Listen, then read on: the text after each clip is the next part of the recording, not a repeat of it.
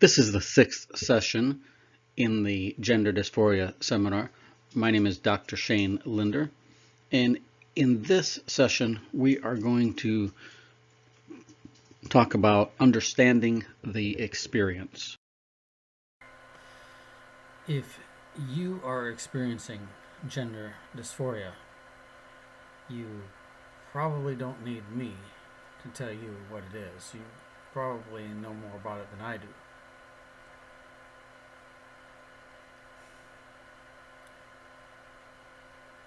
Dysphoria means something that's uncomfortable. So those dealing with gender dysphoria are uncomfortable with their gender, feel awkward, something's wrong. They many describe it as feeling like they are a man in a woman's body or a woman in a man's body. There's a mismatch. Over the years, psychiatrists and psychologists have tried different ways of treating gender dysphoria. And we're really still in the trial and error period. That means we're trying different things, and when we make mistakes, we make errors, then we correct and we try other things.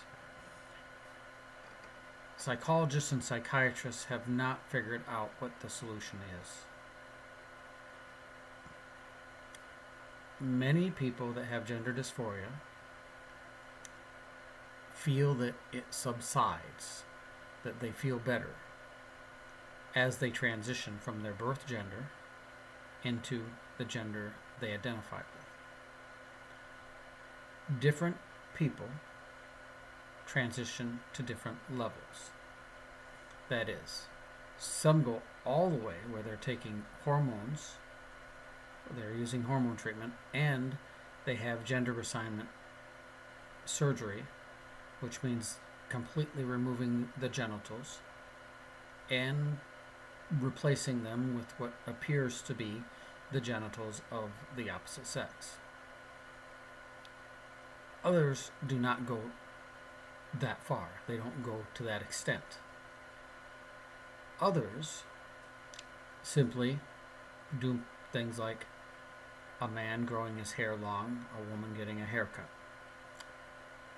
a man wearing feminine type clothing, not cross-dressing, but just wearing clothing kind of like what you would see a gay man wearing, just feminine type clothing. And of course, some of the women will dress as tomboys, but they're still presenting themselves as their birth gender, be it a man presenting himself as a birth gender or a woman. Those are very mild ways of dealing with it. However, there are other methods of dealing with gender dysphoria, such as mindfulness, such as antidepressant medication, such as becoming more spiritually involved. That is, being more active in one's church or one's religion, especially in their home practice of it. That seems to be much more effective than public worship.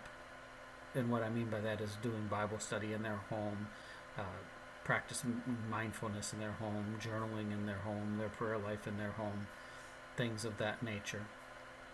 But overall, just taking care of themselves, getting good sleep, eating a good diet, exercising, maintaining good physical health. Those things help a lot of people. But no two people are the same. So what works for one individual isn't necessarily going to work for another individual. In the treatment of gender dysphoria, it becomes kind of like the whack-a-mole arcade game. Are you familiar with the whack-a-mole arcade game? In that game, a mole, which is an animal that lives underground, a mole pops up, and with a hammer or a club, the person playing the game hits the mole on the head, so the mole goes back down, but then it just pops up in another spot. So you have to hit him over there. And as as you keep hitting the mole, he goes down and then comes up in another spot. That's why they call it whack-a-mole. And in treating gender dysphoria, unfortunately, what happens with many people, and we can't make general statements and say this happens with everybody, and we just haven't done enough scientific research to even say this happens with 40% of the people or 80% of the people. We just don't know, because we just don't have a lot of good data. What we have is anecdotal data, so we have stories, but we don't know how much those stories are applicable to the population, the people that are suffering or struggling with gender dysphoria. We don't know how applicable it is to everybody. But certainly, in many cases, we do something to help the person feel better. So that person may start cross-dressing, and that helps them feel better. And then what happens is they start feeling lonely, or they start feeling depressed, or they start feeling something other than something other than what they were feeling before. So they had one problem, they applied some type of coping mechanism, solved that problem, and now another problem shows up. So they go from one problem to another, and then you solve that problem and another problem pops up. Now, gender dysphoria used to be called gender identity disorder. That was in the DSM-4, and the DSM is the Diagnostical Statistical Manual, and this is the manual that psychiatrists and psychologists use to diagnose people. And the role of it is simply this. In order for health insurance to pay for treatment, somebody has to be diagnosed with a disorder. And so the DSM has a list of disorders that a person can be diagnosed with. I'm a pastoral counselor. And so when I do pastoral counseling, I don't have to diagnose anyone with a disorder. So I'm very familiar with the DSM, but I don't use the DSM in my practice as a pastoral counselor. Now, we went from the DSM-4 to the DSM-5, so they upgrade the DSM every so many years. And what they did then is they changed the name of this from gender identity disorder to gender dysphoria. So basically, they're not sure that it's a disorder. Could be, but they're not sure on it. And that gives you the idea of the stage that we are in, this trial and error stage. We're trying to figure out exactly what this thing is and how you treat it. So it's not something like bipolar disorder or schizophrenia, where we have hundreds, if not thousands, of studies done on it, and our knowledge of it is incredible. This is something where we're still on the learning curve, and we're still trying to figure out exactly what it is and how you treat it. We do know this, that 50% of the people that go to counseling, psychologists, psychiatrists, whatever, that they go for gender dysphoria, gender identity issues. 50% of them drop out of counseling without ever getting any treatment. That means they went to a psychiatrist or a psychologist, they were diagnosed with gender dysphoria, but then they didn't follow up. They didn't get any professional treatment. So what happens to these 50%? Well, either they're coming up with their own coping mechanisms. A certain percentage of them are probably committing suicide. Unfortunately, that's a fact. And some of them are probably engaging in things like cross-dressing, but other ones are probably not doing anything. Maybe they grow their hair long if they're a man wanting to be a woman. Maybe they cut their hair short. We don't have data on that. But we do have data of how many people get diagnosed with it every year, and we do have data on how many people are getting treated. So we know that around 50% that are going to initial consultation do not follow up and they drop out. We have a real big question mark. What are these people doing?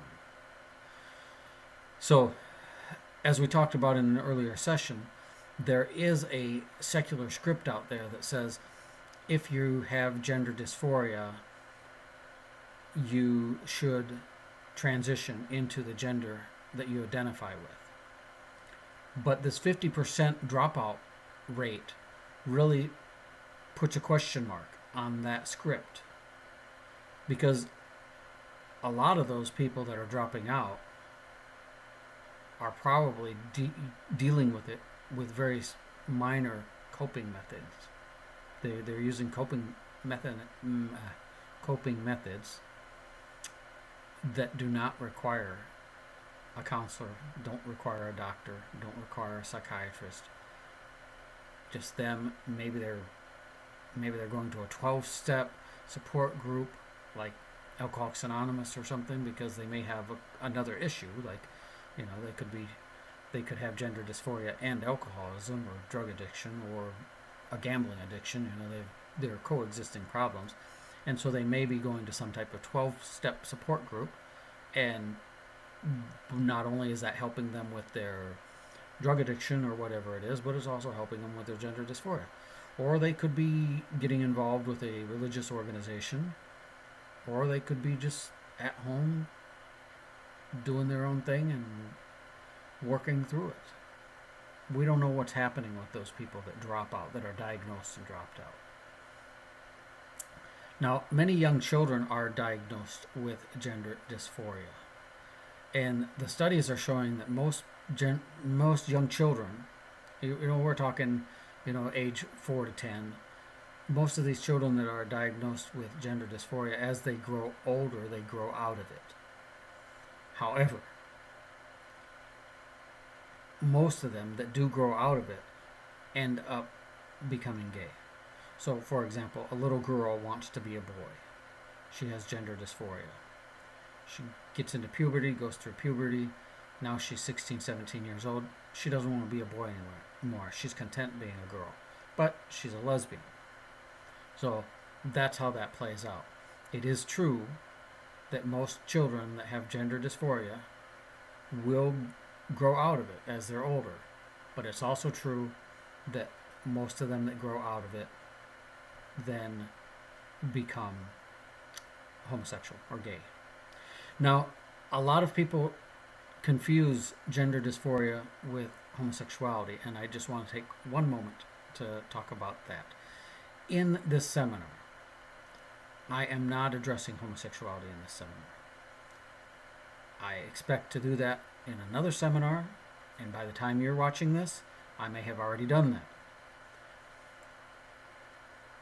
Again, we don't have real good studies, so we don't know what percentage of people that have gender dysphoria are gay. We do know that Caitlyn Jenner, she's probably the most famous transgender person on the planet today. Well, she's in her 70s, so she's still alive as I'm making this now, but when you watch it, if you watch it sometime in the future, she may no longer be alive. But at this point, she is the most famous transgender. She was a athletic Olympian and a man, and then she transitioned to become a woman, went all the way through hormone therapy, gender reassignment surgery, and she is not gay. That is, that she is attracted to women. So she would be a trans woman, a man that transitioned to a woman, and I guess she could call herself a lesbian at this point, because she's transitioned to a woman and she likes being with women. We would not call somebody in that situation gay. We would refer to them as heterosexual, and Caitlyn Jenner refers to herself as a heterosexual. So she doesn't consider herself gay either. We know that from the studies, we know that around 50% both of trans women and trans men fall into that category, that they are attracted to the opposite sex of their gender. Now, there's a lot of them that are bisexual or attracted to multiple genders. Like I said, I don't want to get into all the details of that, but I just want to clarify that in this series, in this seminar, we are not getting into the issue of homosexuality. We are focusing on the gender dysphoria.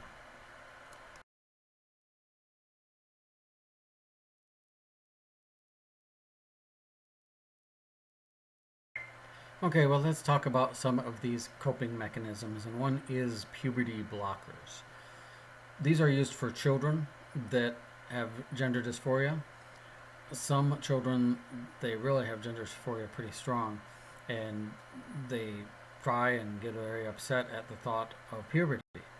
That is, if they're a boy or a girl, either way, they are not looking forward to puberty, because then their gender is going to become even more pronounced.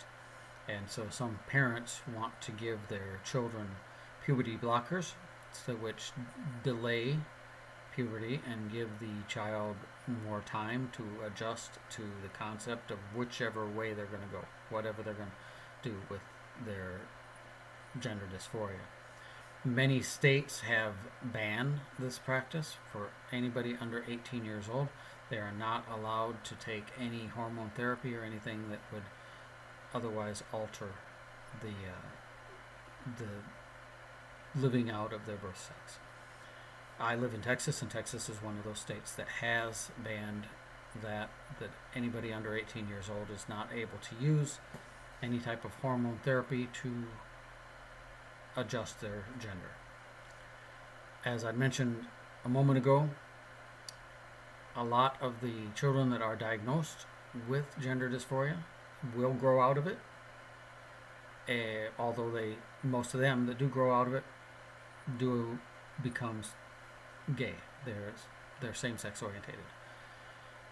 Certainly, children need counseling, and not short-term counseling, but long-term counseling during this whole process of whenever they are diagnosed as with gender dysphoria, if they're 6 years old or 8 or 10, all the way through, when they are 16, 17 years old and older, certainly through puberty, they need counseling during this period of time. This is very difficult for a person to navigate by themselves. Another coping mechanism we're going to talk about here is cross-dressing. Now, cross-dressing by itself does not require any hormone therapy. Cross-dressing is simply a woman dressing as a man, which is very easy to do. The jeans and a t-shirt or whatnot, and it's the typical tomboy look. So a woman dressing as a man normally will not even turn heads. But men dressing as women, that tends to get a little more attention. Okay, but that is what cross-dressing is. Now, cross-dressing doesn't have to be done in public. Many that struggle with gender dysphoria only cross-dress in private. In fact, many will just wear the undergarments of the other sex. So women would wear men's undergarments, men wearing women's undergarments, and then nobody in the public can see this. And that is a coping mechanism that helps some people deal with it. Now, in order for these coping mechanisms to be maximally effective, a person should be incorporating other things in their life to help maintain their emotional and mental health. As I mentioned earlier, practicing their spirituality in their home, regardless if they're a Hindu, a Buddhist, or a Christian. Daily incorporating their spiritual lives into their life. Incorporating spiritual practices into their home life. That is going to help out. Mindfulness is going to help out. Proper sleep is going to help out. So when you are using one of these coping mechanisms, don't look to the coping mechanism all by itself to solve the gender dysphoria. Cross-dressing. Say a person cross-dresses in private. So a man wears women's undergarments. Nobody knows that the man is doing that. But if that's all he does, that might not be enough to treat the gender dysphoria. But if he does that, and in addition to doing that, he's getting proper sleep, he's eating right, he's working out, going to the gym or whatnot, he is doing meditation at home, he's practicing mindfulness, he's taking care of his mental, spiritual, and emotional health, that gives these coping mechanisms a much better chance at being successful and helping the person. Hormone therapy is where a male is taking estrogen, a female testosterone, and there's other hormones that they mix in there. I'm not an expert on that, but that's basically it. And it starts to shift their body. The place that a man carries his fat is going to change so that he looks more like a woman. It also impacts the sex drive, which I'll get into sexual issues in the final videos of this series, which will not be on the page with the rest, so any children that are watching aren't going to see that. But the hormone therapy definitely has an impact on the sex drives, which that goes back to the whack-a-mole thing where, we solve one problem, where a person wants to have a body that looks more masculine or feminine, and hormone therapy helps them do that, but now they have no sex drive. So we just exchange one problem for the other. There's a number of side effects with hormone therapy. Of course, they do not affect everybody that takes them, but some of them can be pretty severe. Blood clots in lungs and high blood pressure, and there can be some pretty negative side effects to hormone therapy. And these are things that a person has to take for the rest of their life if they're going to transition. You don't take it for a year or 5 years and then your body changes and then you can quit taking it. It's something that you have to take for your entire life. Another is top surgery. Now, top surgery is where a man would get breast implants, and the woman would have her breasts removed.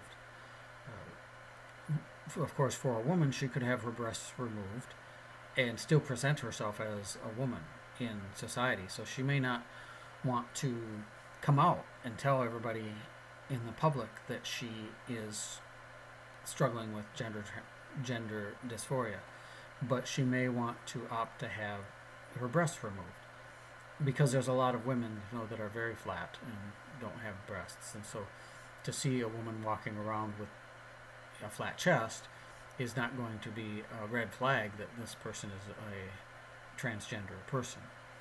But for the male that wants to become a female, obviously if the male gets a breast augmentation, then that's going to draw people's attention, and they're going to end up having to present themselves in public as a woman. But top surgery is where nothing is done down below, just up on top.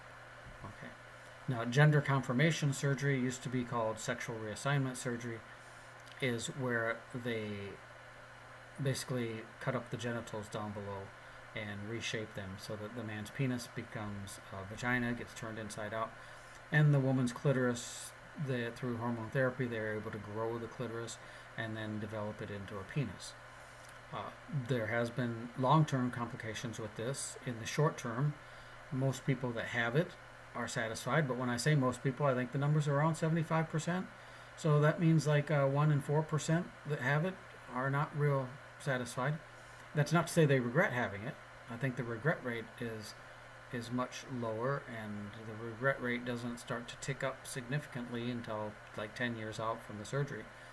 But even in the short term, about 25% are not real happy with the results. Not that they regret it, but they're just not real happy with the results. But that's the gender reassignment surgery. Then the minimally invasive changes. Now, the minimally invasive changes is what most Christian churches that are accepting of transgender, that is, that you can be transgender and still be a member of the church. They're not going to excommunicate you. They're not going to disfellowship you. They're going to accept you. They understand that you have a broken condition, that we live in a sinful world. But what they encourage their members is to do minimally invasive measures. And in your workbook, there is a list of minimally invasive measures. But this comes back to the analogy of the headache and the doctor prescribing medicine for a headache. The doctor will always tell you to take the smallest amount of medicine to start out with. Just take one aspirin or take one ibuprofen and see how that works. And if that doesn't work, then you take a second one. And we increase the medication until we get to the point where you're taking the minimal amount necessary to treat the pain that you have, to get rid of the headache or whatever it is, whatever is aching that you are taking the medicine for. And that is the same idea of dealing with gender dysphoria.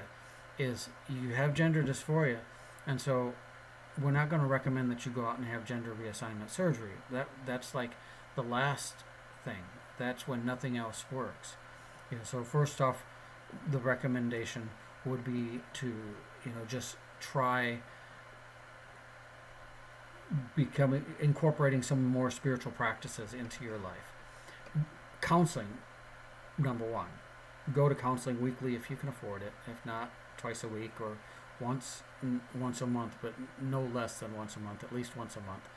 Get in with the counselor and share your burdens with the counselor.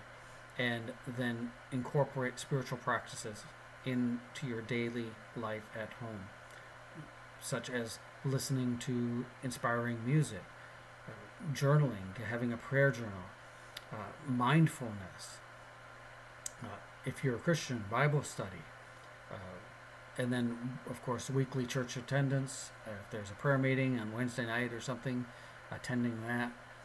Getting a mentor if you have somebody that can be a Christian mentor for you. These are all minimally invasive measures.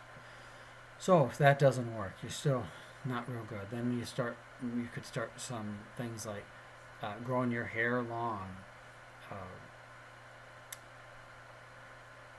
wearing undergarments of the gender that you identify with. And I don't want to take too much time in this video to go through a lot of the things that are in the workbook, but there's a lot of ideas in the workbook of minimally invasive measures that can help a person deal with the gender dysphoria without taking a very invasive measure, that really impacts your lifestyle. Because one thing that we do know currently is there's some real negative side effects from society for those that decide to transition and live as a transgender person. And a transgender person is a person that has transitioned, not necessarily with hormones or with surgery. They could just be cross-dressing is what they're doing, but they're going out in public and presenting themselves as the gender that they identify with. But those people that do that become transgender, their unemployment rate is double the whatever the nation's unemployment rate is. It's double for the transgender. And the citations for this data that I'm putting out here, I'm not citing it all in this video or in these sessions here, but it's in the workbook. All the references and citations are in the workbook. The underemployment rate is 40%. So that means you've got transgender people that are very qualified. They may have a college degree, but they're working as a waitress in a restaurant. They're working well below their qualifications. Their qualifications should have them earning, say, like $50,000 or $60,000, and they're earning like $35,000 or $40,000 a year. So and see, then that plays into your self-esteem, and that's again what we're talking about with the whack-a-mole. You solve one thing, and now you got another problem. So you transition, you're cross-dressing, presenting yourself in the public as the gender that you identify with. Wow, now you feel better about yourself as far as your identity, but you can't find a job that will pay you what you're worth. So you've exchanged one problem for another problem. And that's just another example of this whack-a-mole and of the complications that people with gender dysphoria have. There's just no simple solution. And that's why in this seminar we say we have no fixed outcome. I am not going to try to tell you how to deal with your gender dysphoria or what you should do. number one, everybody's different, so the solution for one person isn't going to work for another person. But number two is you really get into the whack-a-mole situation where you do one thing. If I were to tell you what to do and you were to do what I tell you to, that might solve one problem, and then it's going to cause another problem.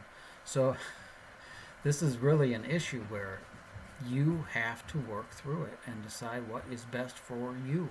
And I hope these sessions can provide you some good information and some good guidance to help you decide how you want to present yourself and how you want to deal with the gender dysphoria that you are dealing with. But the minimally invasive methods, typically they are going to cause the least amount of disruption in your life.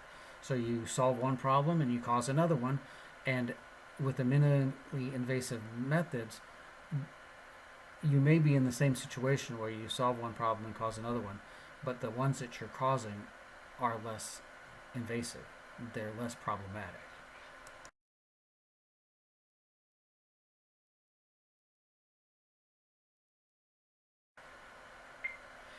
I am going to talk about some of these minimally invasive changes that one can make. And the first level one we're going to talk about is reorganizing it and adjusting to it. And the it that we're talking about here is gender dysphoria. So the reorganizing it and adjusting to it is where we try to reframe it in the way that we view it. And one of those, of course, is going to be the lens that we view it through. Are we going to look at this as a sinful thing? And I would not suggest that.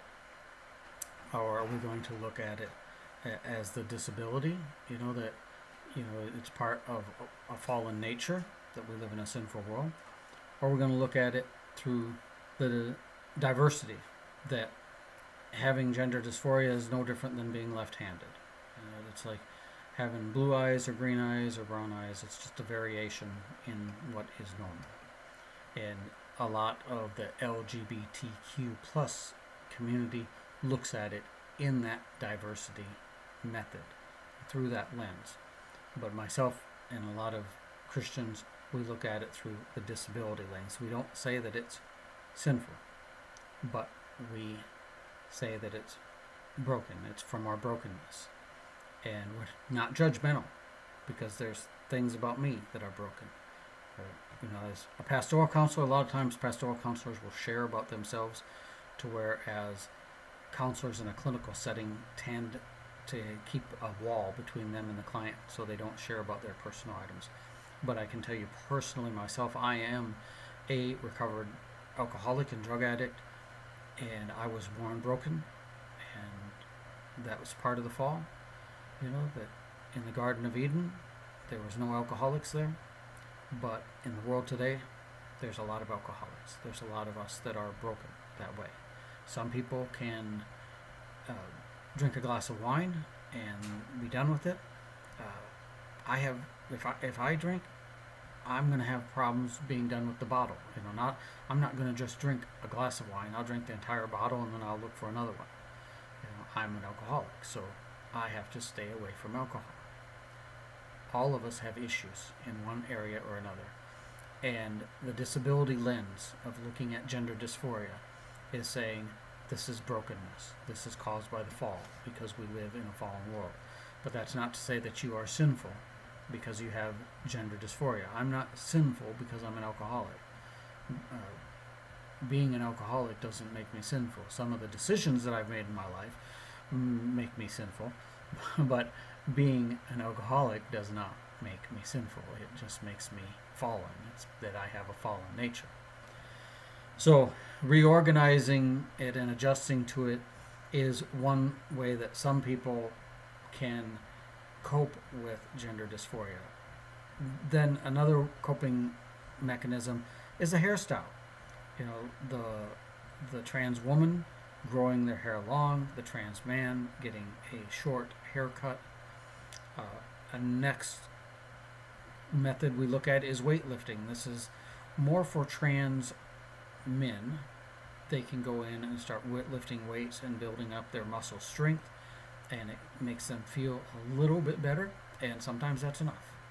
And we're not talking about hormone therapy. We're just talking about weightlifting, getting that tone muscle, building up your strength. And I've seen some very strong women that have done this without hormone therapy, and they have gotten very solid bodies that they feel comfortable with. Armpit and leg hair for the trans man, they may want to quit shaving their armpits and quit shaving their legs, and that may make them give them a little bit more comfort and quiet down the gender dysphoria. They're not having to conform to society's norms of what a woman should be, because they are a trans man, right? Well, I guess if they don't actually present themselves as the opposite gender, they're not transgender. But some of these terms we got to be careful with some of these terms, because they can mean things that we're not necessarily trying to imply. Laser hair removal for men, especially those that do not want to use hormone therapy. They can do laser hair removal on their face, and then probably on their chest, armpits, legs, back, especially if they have back hair. That probably would bother them. Of course, they can't see it, but it's expensive over a long period of time. But the individual sessions, most middle class people can afford it, so it's just a matter of doing it over a long period of time, and spending the money and getting some results that help treat the dysphoria. I'm sure the face is something that a lot of men, biological men that have gender dysphoria, they don't like shaving. It kind of reminds them that they're a biological man. And so if they could do some laser hair removal so that they no longer have to shave, that would help out the gender dysphoria significantly, I imagine. Cross-dressing in private. We talked a little bit about this cross-dressing in private.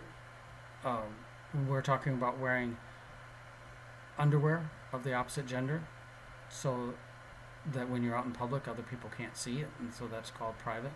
A person could also cross-dress in their house.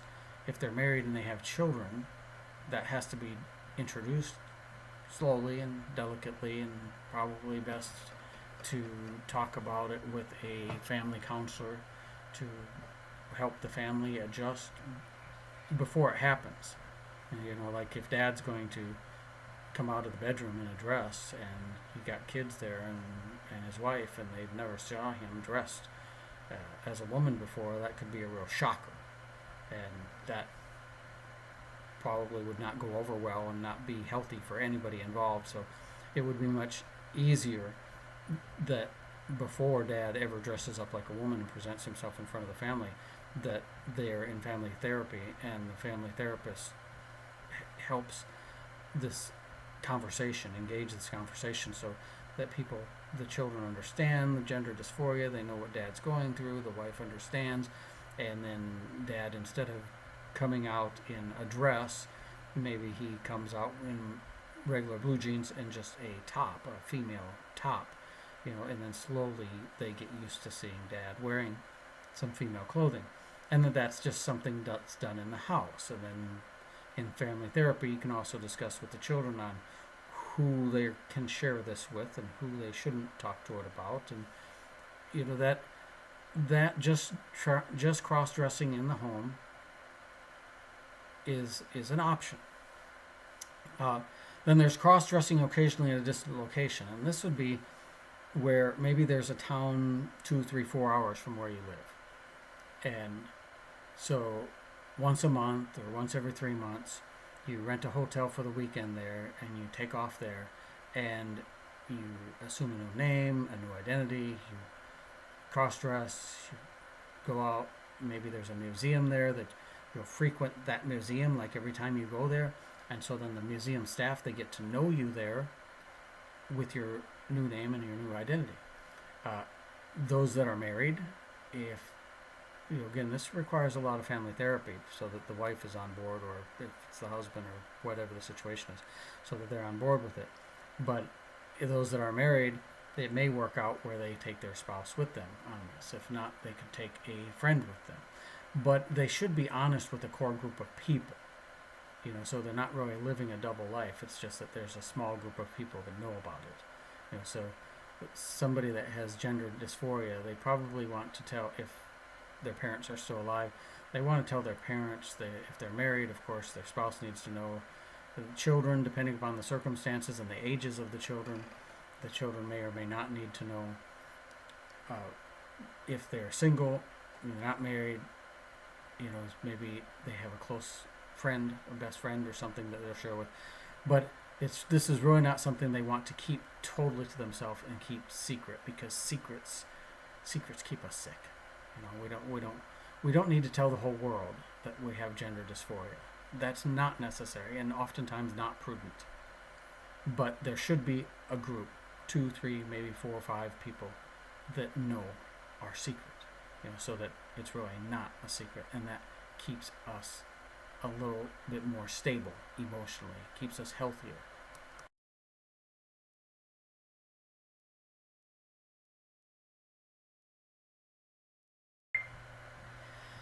I want to talk about this concept of mountains and plateaus. These are metaphors, of course. A mountain is a big change, what a lot of people would consider a drastic change, like hormone therapy or gender reassignment therapy. Some people even would consider cross-dressing in public to be a mountain, a big change. So those are mountains. Plateaus are the minimally invasive measures. So what the person with gender dysphoria needs to find is a resting place. Okay, that is a set of coping mechanisms that allow you to live a functional life with minimal distress over your gender. So it's not something that's stressing you out all the time. It's something that's manageable. And as we just talked about, a lot of minimally invasive techniques, a lot of people can find this resting place by adapting some minimally invasive techniques, some coping methods. And that is what we refer to as the plateau. So they get this set of minimally invasive coping methods, and they're content there. Now, some people are content there their entire life and they're okay. But other people, they're only content there for like 6 months or 12 months or maybe even 4 or 5 years. And then they get restless and they need to do something else.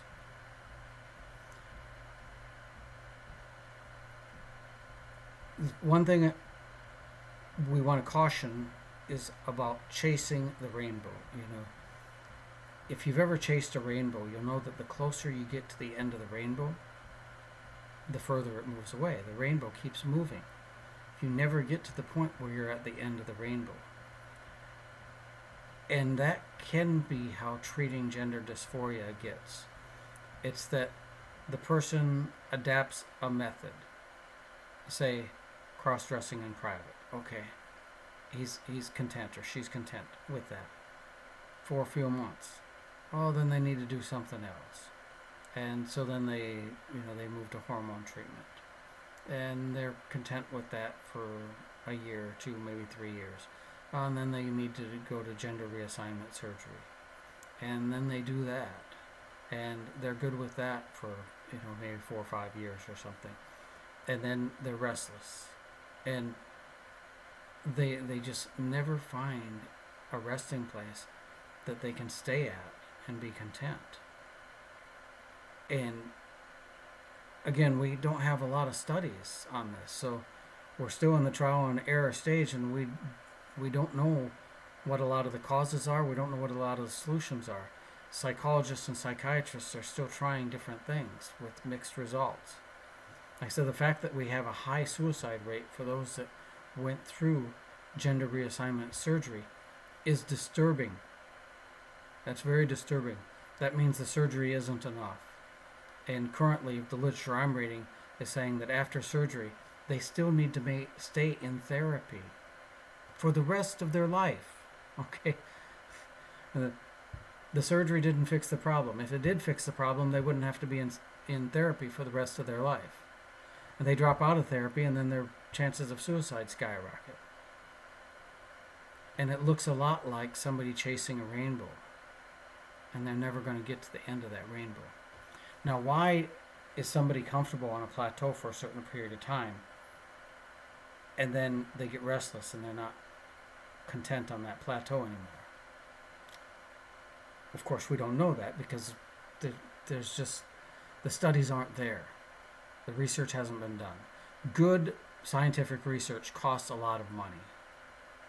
And first off, somebody needs to have a great big desire to find the answer to a question before they're going to be able to convince a university or some organization that has the funding to do research that is needed. And even when we have a really well done study that is done properly and the correct amount of money that was paid so that it's thorough enough, it's only one study.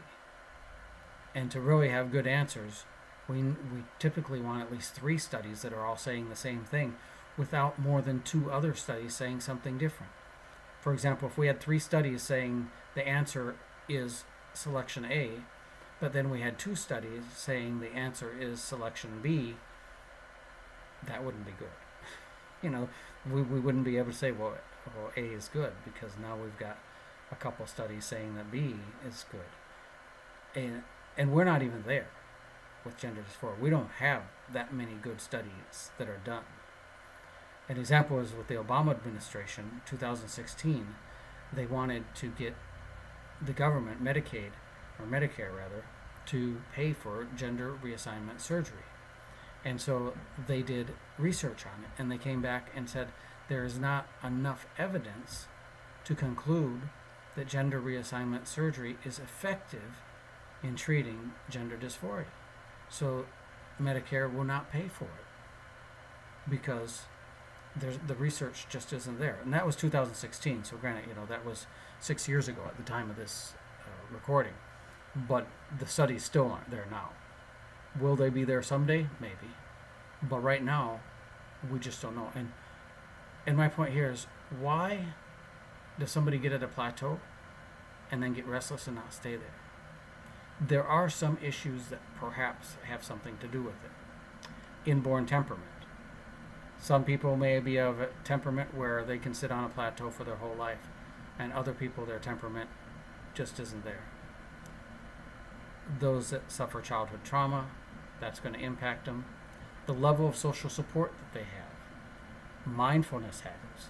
Coexisting conditions. Coexisting conditions could be like alcoholism, drug addiction. It could be depression, anxiety, things like that are going on. Could be family tragedy that is happening in their life.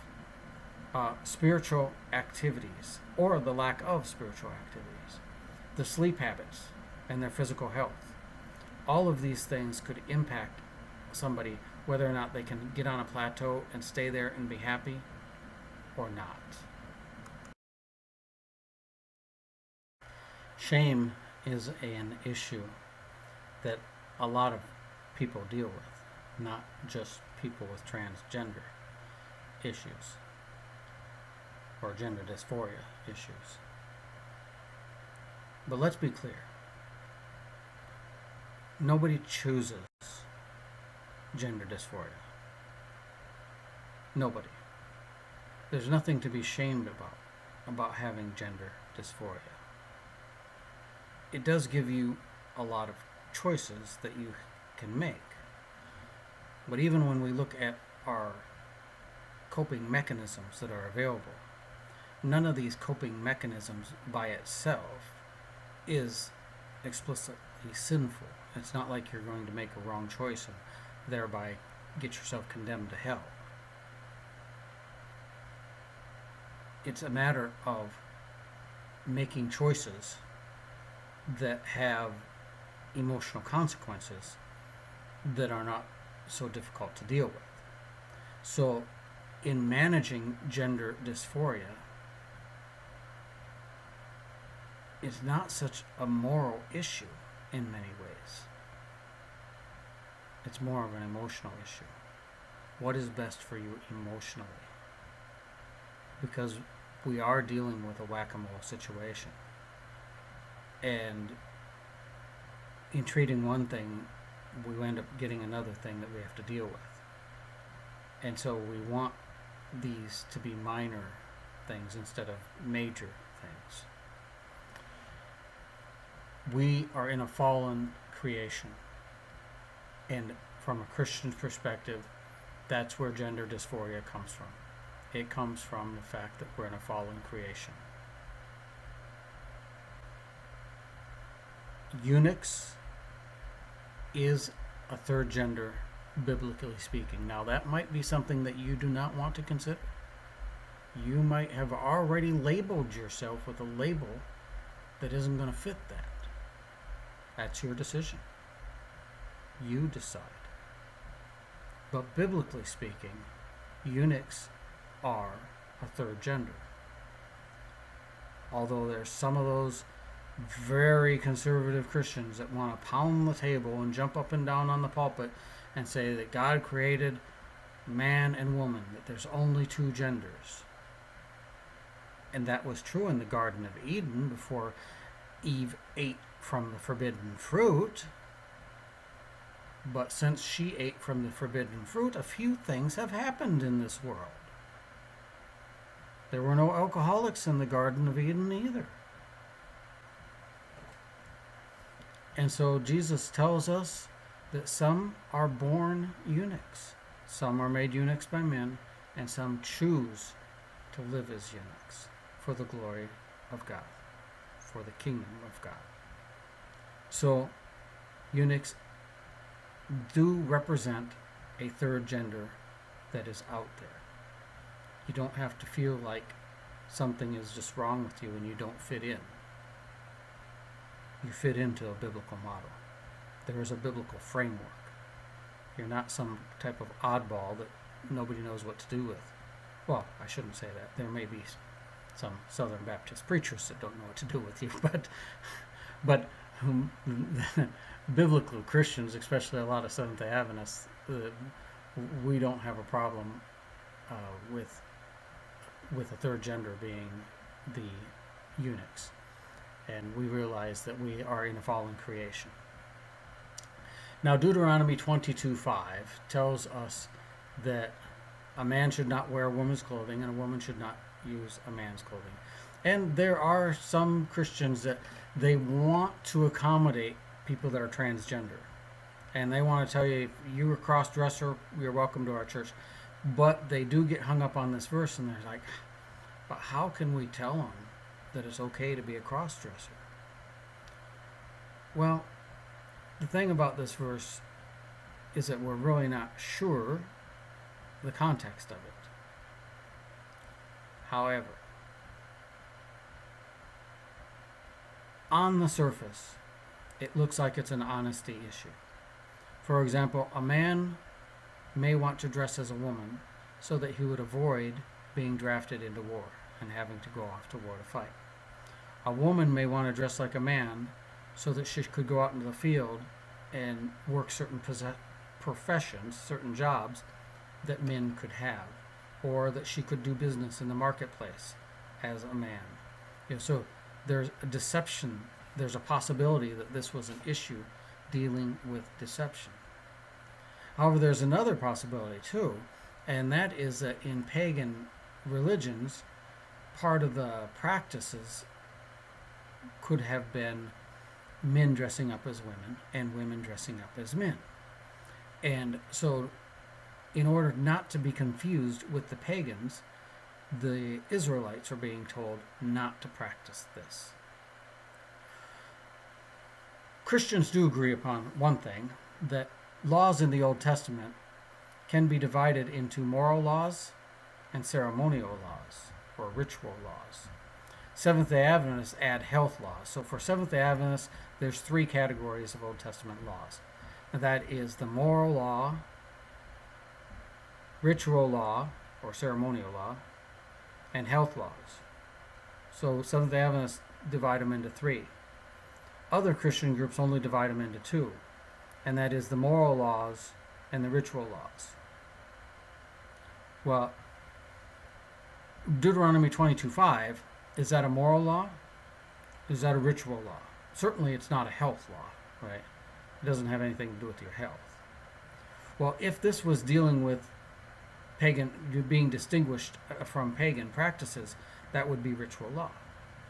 And if this was dealing with an honesty issue, that would be a moral law, a moral principle, and that is that we need to be honest.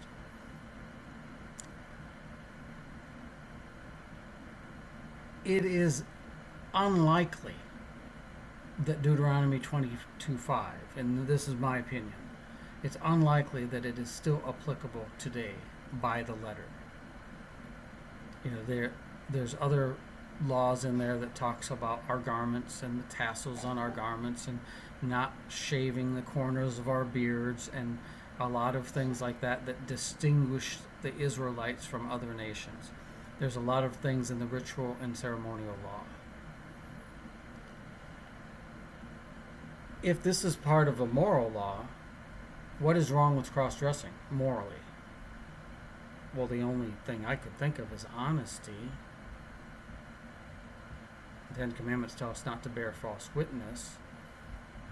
And if a man's dressing like a woman so that he could get out of going to war, that would be bearing false witness. So in the grand scheme of things, it's up to you. What do you think Deuteronomy 22:5 means? And I'm sure there's more information out there than I have read. There may be more commentary. I've read some commentary on this. I've done a little research. I'm sure there's more that I have not been exposed to. You can research it out more if you think that's what you need. If this is troubling you, maybe you have issues, then I would encourage you to look into it more. Myself, I don't think it's applicable today, because I think it was either dealing with the issue of honesty or it was dealing with pagan practices and not to match what the pagans are doing. Do I think cross-dressing is okay? I don't struggle with gender dysphoria. If I did, I might have a different opinion of cross-dressing. So I'm really not in a position to tell you whether or not I think that's a good thing or not. I do know this. If you transition in public today, this is 2023, it is going to have an impact on your ability to get employment. You might find a job, but there's going to be a lot less doors open for you than if you live out your life in public as your birth gender. Employment is an issue. Now, if that's something you're willing to deal with, a lot of transgender people are unemployed. A lot of them. And that impacts self-esteem, personal security. It's the whack-a-mole. You're treating one symptom, and now you got some other stuff that you're dealing with. And personally, I think it is best to try to find a way to manage the gender dysphoria so that you do not impact your employment opportunities. That way you can provide a good living for yourself, and if you are married, if you have children, if anybody is dependent upon you, you can provide for those that are dependent upon you. I think that's just a common sense approach. Morally, do I think something is morally wrong if you want to dress as another gender and present yourself as another gender?